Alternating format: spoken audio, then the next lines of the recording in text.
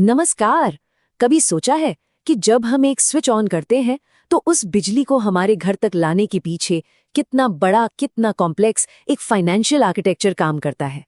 आज हम भारत के उसी नए और पावरफुल फाइनेंशियल इंजन को समझने वाले हैं जो पूरे देश को रोशन कर रहा है। तो एक पूरे देश को पावर देने के लिए आखिर लगता क्या है? देखिए, ये सिर्फ स्विच ऑन करने जितना आसान तो है नहीं। इसके पीछे एक बहुत बड़ा फाइनेंशियल नेटवर्क है जो हर बिजली के खंभे, हर ट्रांसफार्मर और हर पावर प्लांट को चलाने के लिए पैसा लगाता है। तो इसका हल क्या निकला? एक कमाल का idea, one stop power finance institution. मतलब सोचिए, दो बहुत बड़ी फाइनेंशियल कंपनियां, पावर फाइनेंस कॉर्पोरेशन और आरईसी लिमिटेड, अब एक साथ मिलकर एक अकेली विशाल संस्था की तरह काम कर रही हैं। इनका एक ही काम है, बिजली बनाने से लेकर हमारे घर के स्विच तक हर स्टेप को फंड करना। तो चलिए, बिजली के इस फाइनेंशियल सफर को 4 आसान हिस्सों में समझते हैं। सबसे पहले देखेंगे कि बिजली बनती कैसे है, यानी जनरेशन। फिर ये हम तक पहुंचती कैसे है, मतलब ट्रांसमिशन। उसके बाद ये हमारे घरों और गांवों तक कैसे बंटती है, यानी डिस्ट्रीब्यूशन। और आखिर में ये पूरा सिस्टम स्टेबल कैसे रहता है। तो चलिए कहानी शुरू करते हैं पहले और सबसे जरूरी कदम से, बिजली बनाना, यानी कि उसका उत्पादन। क्योंकि जब तक बिजली बनेगी नहीं तब तक पहुंचेगी कैसे, है ना? जनरेशन का मतलब है वो जगह जहां बिजली पैदा होती है। ये कोयले से चलने वाले बड़े बड़े पावर प्लांट्स भी हो सकते हैं, या फिर धूप और हवा से चलने वाले मॉडर्न रिन्यूएबल एनर्जी फार्म्स भी। यहीं से समझिए पूरे पावर ग्रिड की कहानी शुरू होती है।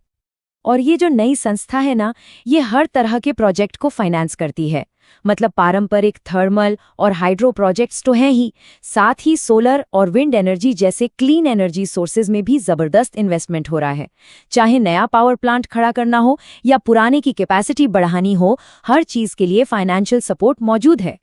ठीक है, तो बिजली बन तो गई, लेकिन उसे कश्मीर से कन्याकुमारी तक पहुंचाया कैसे जाए? यहीं पर नेशनल ग्रिड यानी कि ट्रांसमिशन का रोल आता है। ट्रांसमिशन को आप बिजली का सुपर हाईवे समझ लीजिए। जैसे सड़कें देश के कोनों को जोड़ती हैं, ठीक वैसे ही ये ऊंची ऊंची ट्रांसमिशन लाइनें बिजली को पावर प्लांट से हमारे शहर तक लेकर आती हैं। अब इस सुपर हाईवे को बनाने के लिए बहुत बड़े इन्वेस्टमेंट की जरूरत होती है। तो पैसा हाई वोल्टेज ट्रांसमिशन लाइनों में, सबस्टेशनों में और राज्यों को जोड़ने वाले पावर कॉरिडोर्स में लगाया जाता है। इससे ये पक्का होता है कि हमारा ग्रिड मजबूत रहे और बिजली बिना किसी रुकावट के हम तक पहुंचे। तो बिजली शहर तक तो आ गई, लेकिन हमारे घर के अंदर उस बल्ब तक कैसे पहुंचेगी? अब हम आते हैं सफर के सबसे अहम हिस्से पर, डिस्ट्रीब्यूशन। डिस्ट्रीब्यूशन को अक्सर बिजली के लास्ट माइल जर्नी कहा जाता है। इसका मतलब है बिजली को बड़े ग्रिड से निकालकर हमारे घर, हमारी दुकान और गांव की गलियों तक पहुंचाना। यहीं पर असल में टेक्नोलॉजी आम लोगों से जुड़ती है। और यहाँ पैसा सिर्फ तार बिछाने में नहीं लगता, बल्कि पूरे नेटवर्क को मॉडर्न बनाने पर फोकस है। जो स्थानीय बिजली कंपनियां हैं, जिन्हें हम डिस्कॉम्स कहते हैं, उन्हें फंडिंग दी जाती है, स्मार्ट मीटर लगाए जा रहे हैं और बिजली के नुकसान को कम करने के लिए सुधारों से जुड़े लोन दिए जा रहे हैं। और इस सब का मकसद क्या है? सिर्फ एक, हर घर को रोशन करना। चाहे वो दूर-दराज का कोई गांव हो या किसी शहर में एक नया घर। ये फाइनेंशियल इंजन ये सुनिश्चित करता है कि हर किसी को 24 घंटे बिजली मिले। लेकिन सिर्फ इंफ्रास्ट्रक्चर खड़ा कर देना ही काफी नहीं होता। इस पूरे सिस्टम को लंबे समय तक चलाने के लिए इसका फाइनेंशियली मजबूत होना भी उतना ही जरूरी है। तो चलिए अब बात करते हैं पूरे सेक्टर की स्टेबिलिटी की। देखिए, एक हेल्थी पावर सेक्टर के लिए सिर्फ तार और प्लांट काफी नहीं होते, उसकी फाइनेंशियल बुनियाद भी उतनी ही स्ट्रांग होनी चाहिए। और ये संस्था सिर्फ पैसा नहीं देती, बल्कि पूरे सिस्टम को आर्थिक रूप से स्थिर रखने में भी मदद करती है। पर यह होता कैसे है? जो राज्य बिजली बोर्ड घाटे में चल रहे हैं, उन्हें अपना स्ट्रक्चर सुधारने में मदद की जाती है।